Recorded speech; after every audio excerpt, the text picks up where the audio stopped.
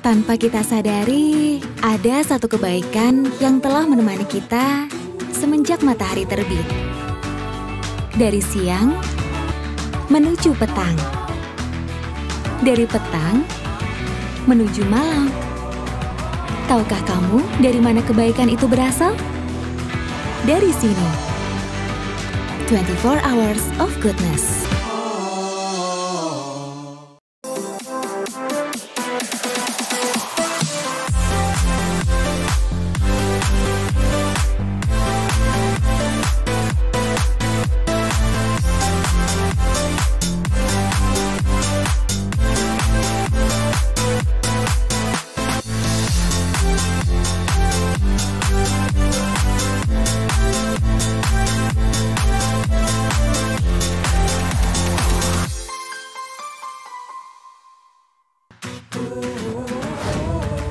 Tanpa kita sadari, ada satu kebaikan yang telah menemani kita semenjak matahari terbit.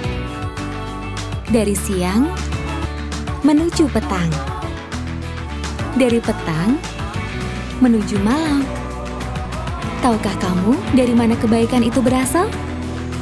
Dari sini. 24 Hours of Goodness.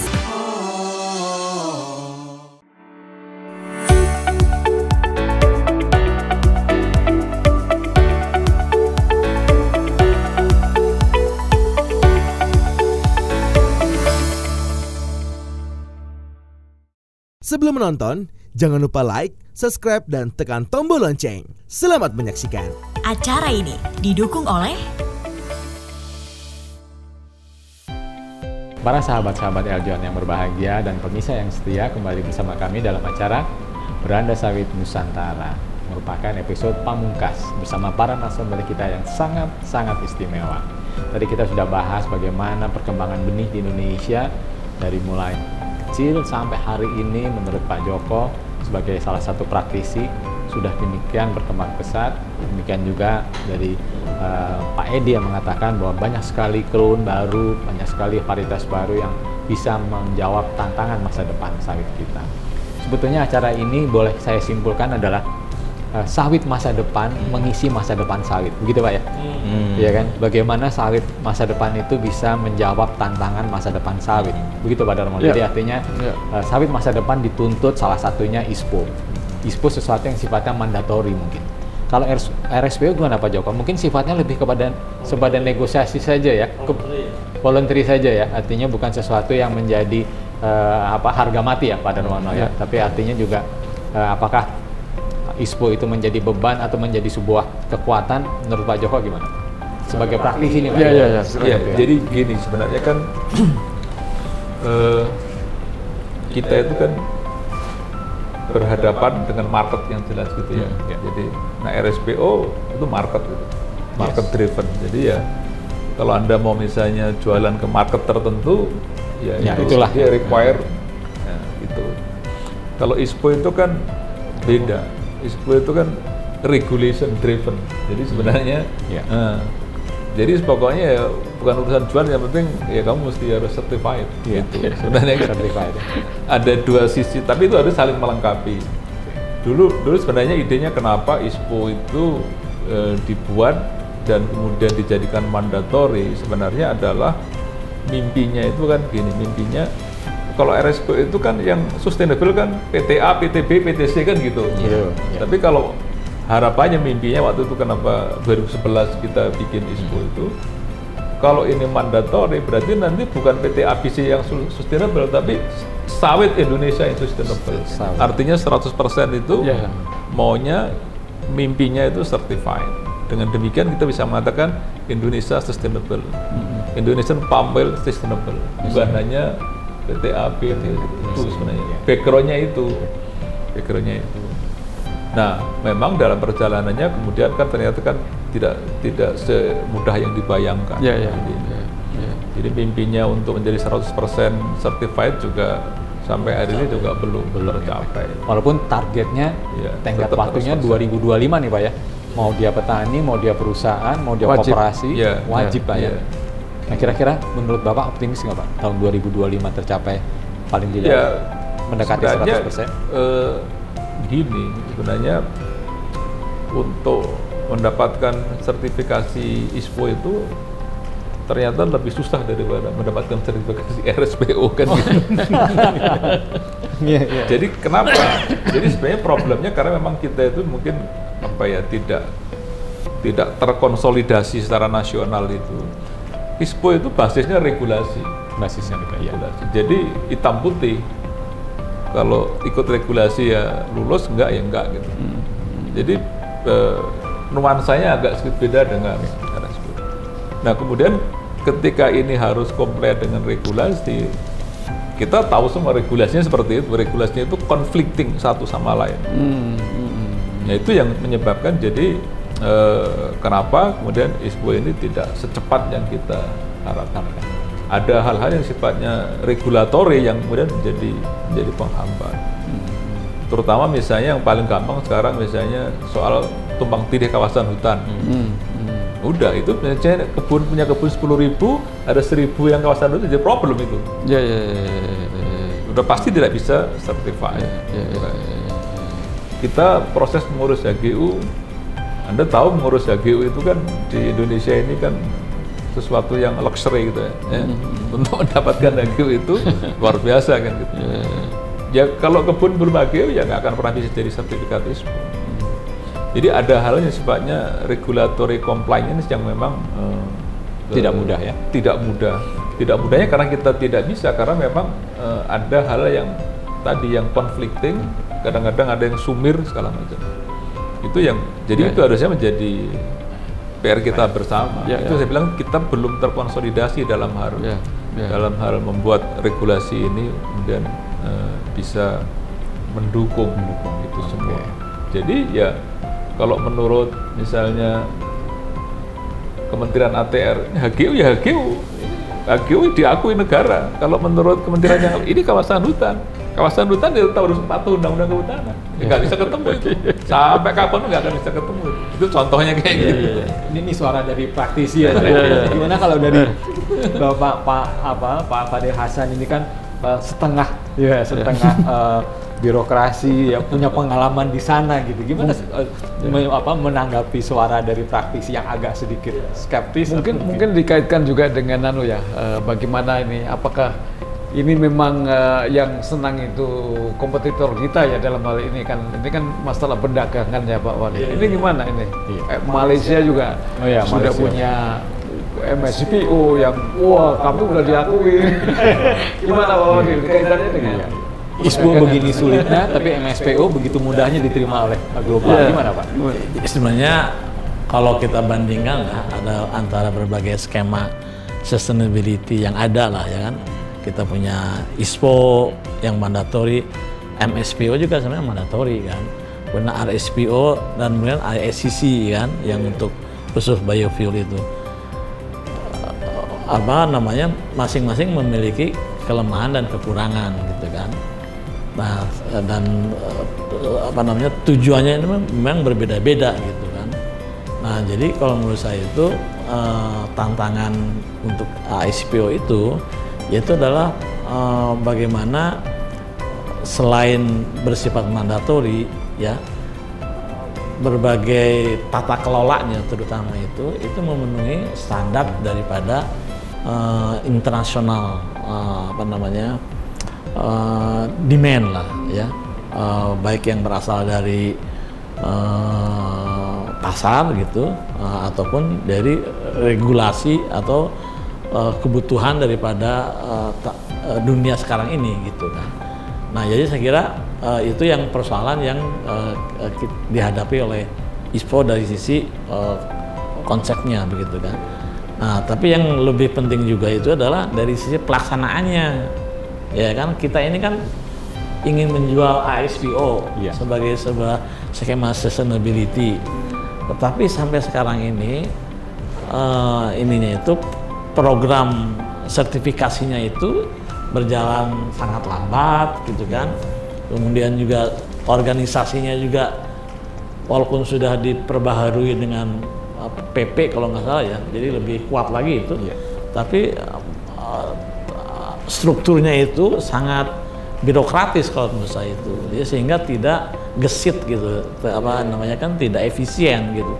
Misalnya untuk melaksanakan sebuah program itu ya sekretariat yang day to day bertugas itu tidak bisa memiliki kewenangan atau otoritas untuk melaksanakannya gitu. Jadi kalau saya tuh bilang itu ISPO itu organisasi yang too many soldier, too little Indian, Pak. Jadi besar, banyak orang-orang besar melaksanakannya itu kan. Jadi susah untuk bergerak gitu secara cepat gitu. Padahal tuntutan sekarang ini kan ada birokrasi atau organisasi itu harus apa istilahnya agile, harus gesit gitu kan, itu.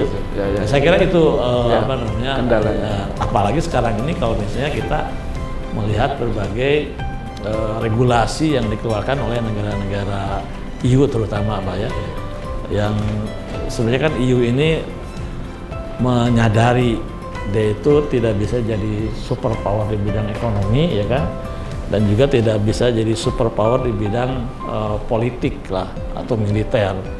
Nah jadi mimpi EU itu adalah dia menjadi trendsetter di dalam regulasi di dunia ini.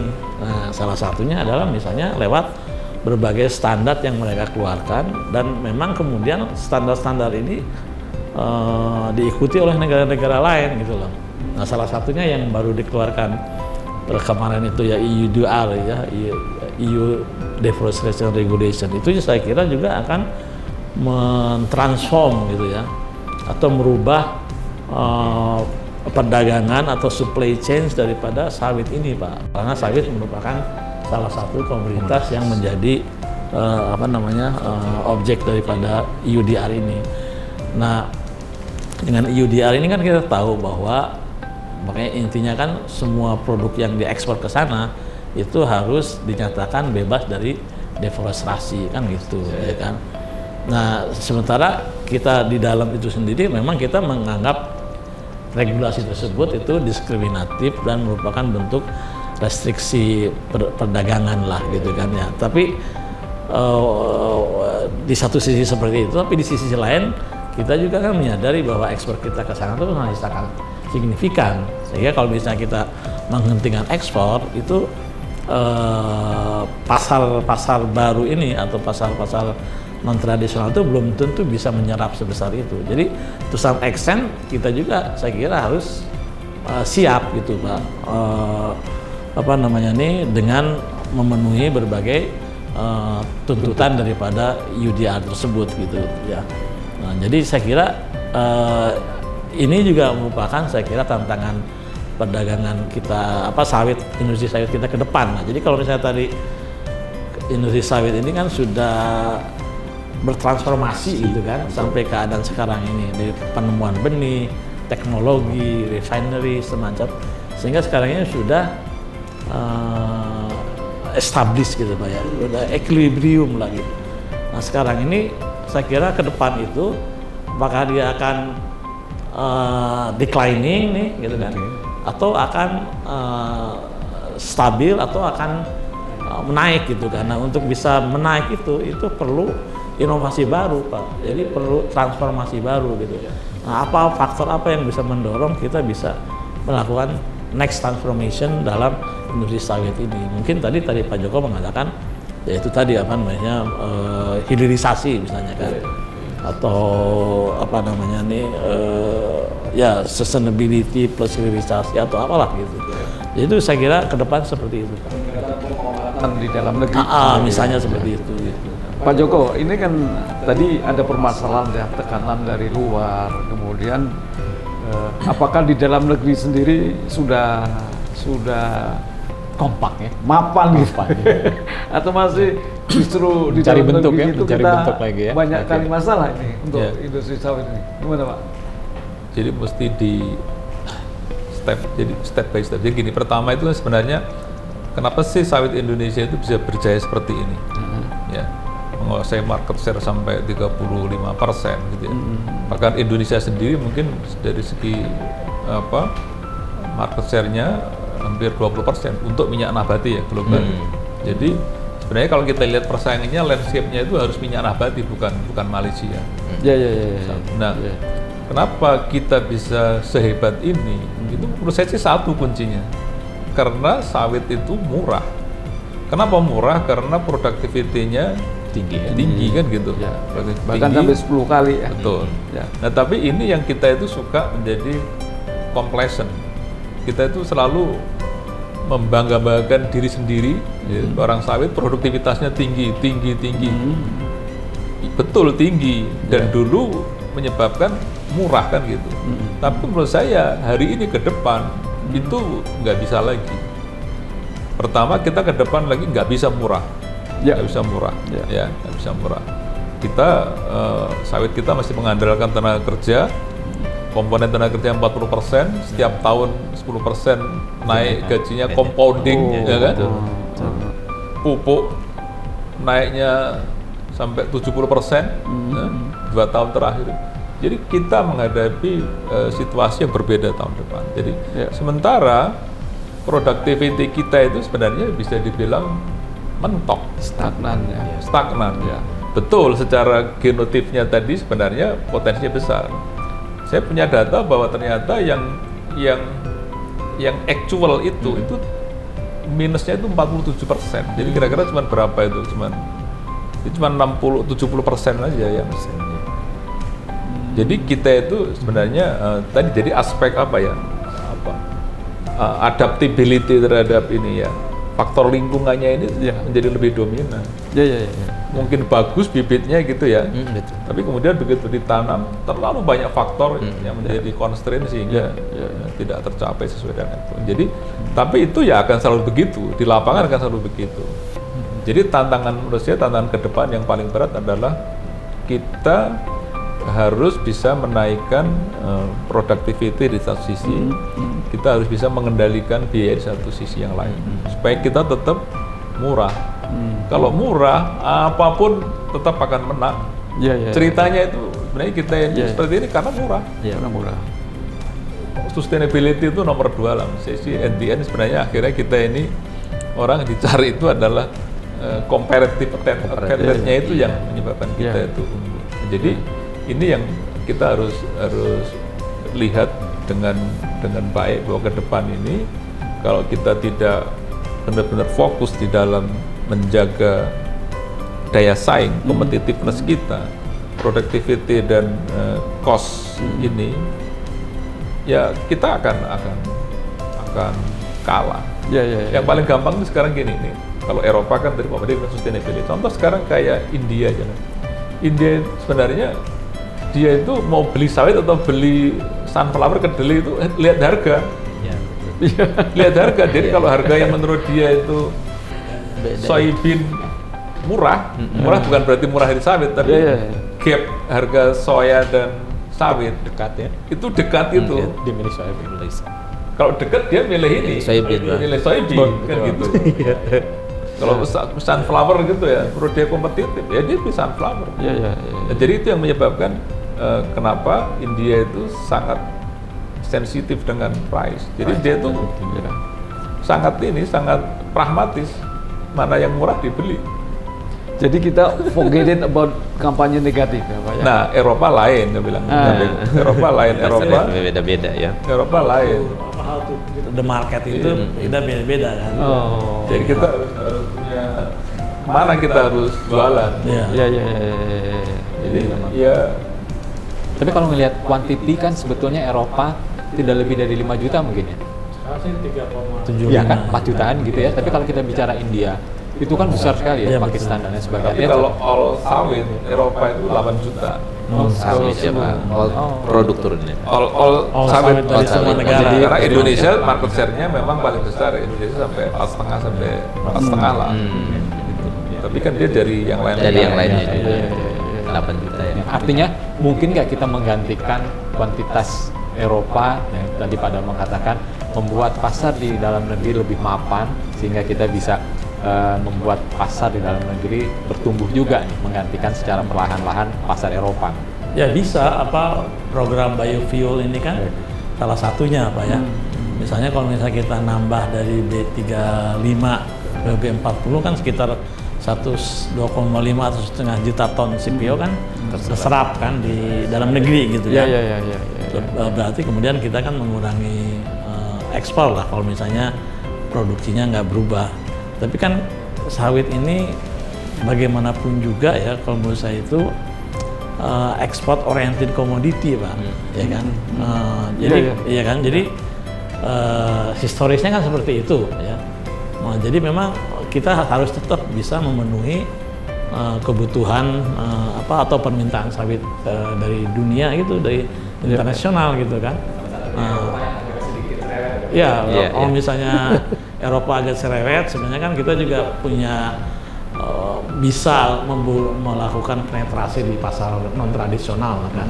Dan sekarang ini misalnya di Rusia ataupun di negara-negara misalnya di Turki Pak ya, Pak Jokowi itu kan sangat membutuhkan sawit sebenarnya, dan mereka tuh lebih suka dagang dengan Indonesia istilahnya kan seperti itu. Cuma kita kadang-kadang itulah berbagai macam ini ya sebenarnya hambatan yang tidak perlu sebenarnya itu ada aja gitu. Jadi mereka lebih melihat ke Malaysia misalnya. Jadi memang sebenarnya kita harus istilahnya pokoknya kita bisa diversifikasi. Pasar itu bisa.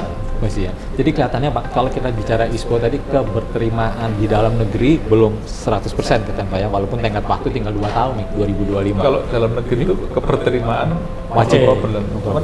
Pelaksanaan 100%-nya yang belum ya. Sementara keberterimaan di luar negeri ini kelihatannya menjadi PR besar kita ya. Bagaimana kita bisa mencontoh MSPO yang sudah dideklar bisa diterima oleh masyarakat Eropa, gitu ya Pak? MSPO juga nggak diterima. Kalau dengan aturan yang baru ini, yang UDR ini, tidak ada satupun skema sustainability yang diterima oleh mereka, karena mereka menciptakan sendiri sertifikasinya itu.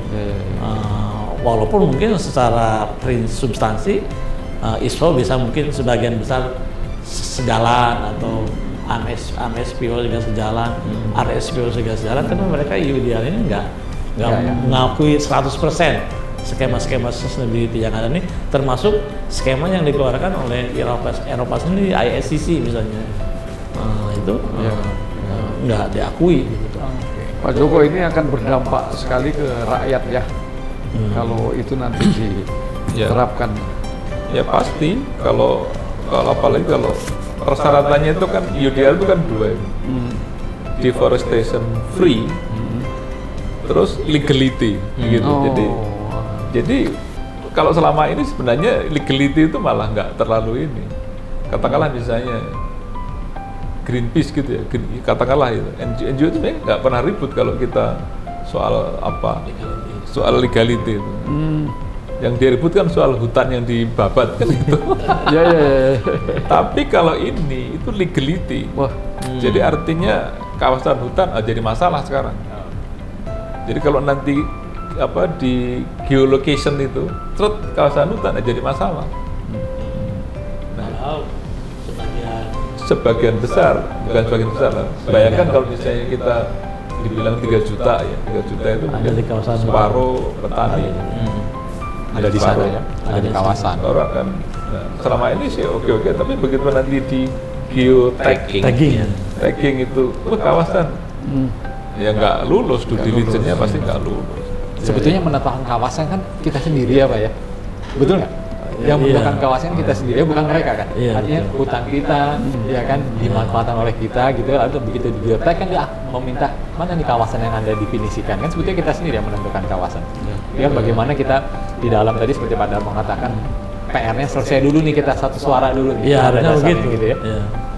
Kita itu kan pada dasarnya siapa kita itu kan gitu. Betul Pak. Yang ada kan Kementerian A, Kementerian B, Kementerian C, dan kita itu. Kami. Iya. Baik.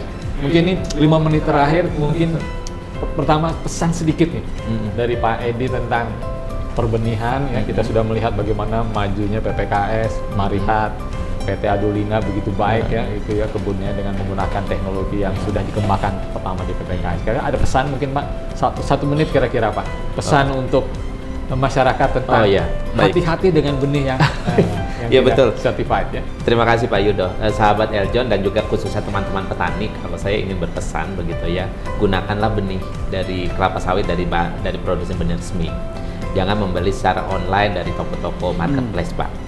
Karena kita sudah mensinyalir itu benih yang yang dijual di sana adalah benih ilegitim, yang tidak bisa kita jamin produktivitasnya. Gitu. Ya gunakan benih yang baik karena di sanalah kita awal untuk berkebun selama 25 tahun begitu Pak. Untuk sekian puluh tahun ke depan ya, sebagai pasangan ya, pasangan berbisnis kita. Kembali ke Pak Joko, pesan terakhir untuk rekan-rekan pelaku industri yang belum punya ISPO. Gimana? Ada pesan mungkin Pak? Ya kalau ISPO itu sebenarnya kan lagi tergantung dari sebenarnya kami tadi itu bisa. Bisa. Tapi menurut saya sih yang juga penting, saya ingin menyambung Pak Edi justru ya. Jadi research ya, inovasi tetap dibutuhkan. Karena menurut saya sampai sekarang itu kita masih berharap banyak. Bibit itu mungkin sudah oke lah ya, tinggal tapi sebenarnya yang paling kan tadi saya bilang productivity yes, kedua adalah cost. Kita bisa reduce cost kan. Sampai hari ini menurut saya sih belum ada itu teknologi yang bisa menggantikan panen itu. Iya. Belum ada. Oke. Nah itu itu bagaimana tantangan ke depan bener-bener namanya panen itu ya harus bisa mechanical gitu. Iya. Kasihan loh sekarang itu dari sisi productivity juga tidak bisa tinggi, dari segi safety juga bahaya sebenarnya. Nah itu tantangan. Salah satu tantangan artinya gini, pesannya adalah bahwa teknologi, inovasi masih dituntut untuk bisa berperan lebih besar untuk bagaimana mendukung competitiveness sawit ini dalam menghadapi situasi perdagangan yang makin ketat. Kita seperti Pak Wadi tadi bilang, ya kita tetap harus bisa compete di pasar internasional. Jangan nanti udahlah ekspornya nggak usah, kita pakai dalam negeri. Nah itu menurut saya sih kalau seorang CEO itu agamanya adalah produksi naik, domestik naik, ekspor naik. Itu agamanya CEO. Dan bottom line-nya CEO gitu ya kan. Bukan main sarung tarik atas tarik bawah, bukan gitu.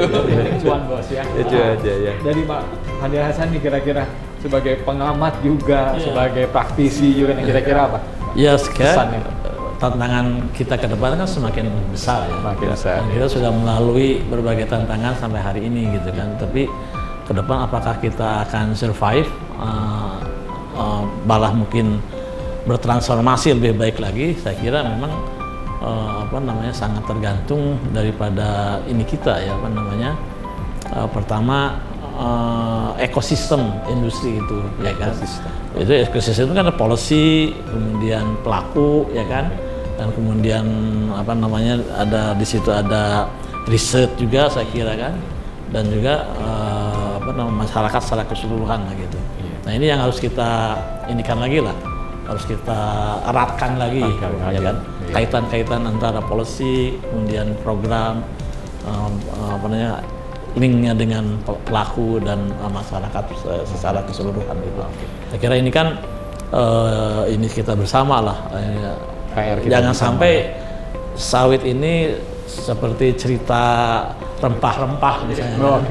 Hilang dari bumi Nusantara ya. Baik. Ya, berarti artinya seperti Pak Joko kata, menghilangkan kata kami menjadi kita. Betul. Jadi kalau kami datang ada silo-silo agak ada egosentris, kalau kita rasanya inilah Nusantara, inilah Indonesia. Para pemirsa Eljon yang setia, kelihatannya waktu juga yang memisahkan kita. Karena berbicara dengan para pakar rasanya tidak pernah cukup waktu. Banyak hal yang menginspirasi, bahkan mencerahkan kita sehingga kita semakin cinta dengan sawit. Jargon kita, sawit adalah kita dari Indonesia untuk dunia, bermanfaat untuk semua. Saat kita berjaya, kita menggunakan konsep people, planet, profit to prosperity. Terima kasih Pak Joko, waktunya, kesempatannya Pak Fadil. Pak Edi, terima kasih Pak Yuda. Terima kasih juga pada sekali lagi terima kasih juga kepada para pendukung acara ini. Beranda Sawit Nusantara merupakan satu rangkaian acara yang terselenggara berkat dukungan dari Badan Pengelola Dana Perkebunan Kelapa Sawit Kementerian Keuangan bekerjasama dengan MAKSI, Masyarakat Perkelapa Indonesia. Sampai jumpa dalam acara yang akan datang. Jaya sawit kita, jaya Nusantara.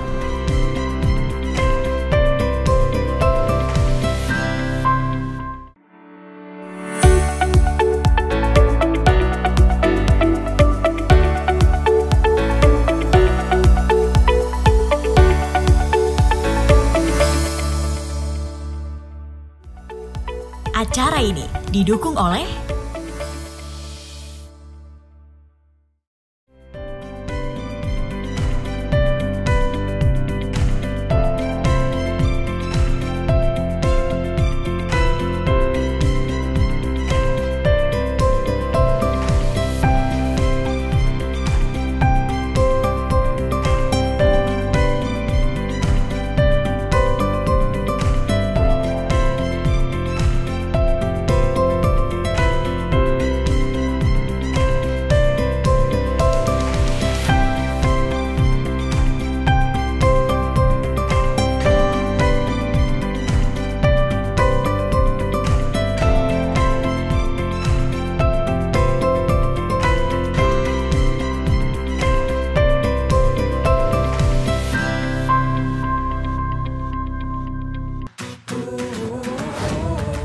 Tanpa kita sadari, ada satu kebaikan yang telah menemani kita semenjak matahari terbit.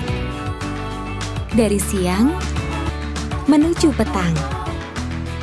Dari petang menuju malam. Tahukah kamu dari mana kebaikan itu berasal?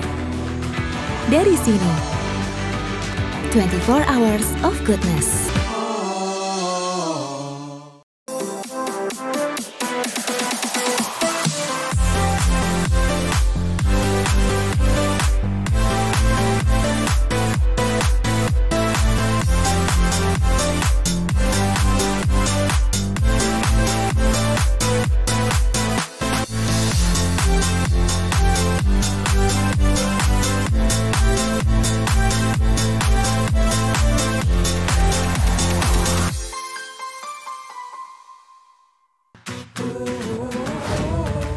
Tanpa kita sadari, ada satu kebaikan yang telah menemani kita semenjak matahari terbit. Dari siang menuju petang.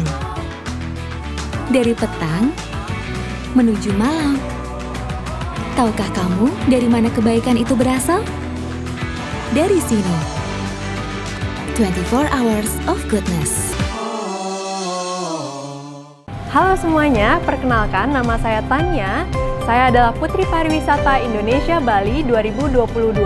Jangan lupa untuk selalu show some support untuk YouTube channel kita dengan cara like and subscribe, juga share ke teman-teman kalian untuk channel YouTube Eljon TV. Terima kasih.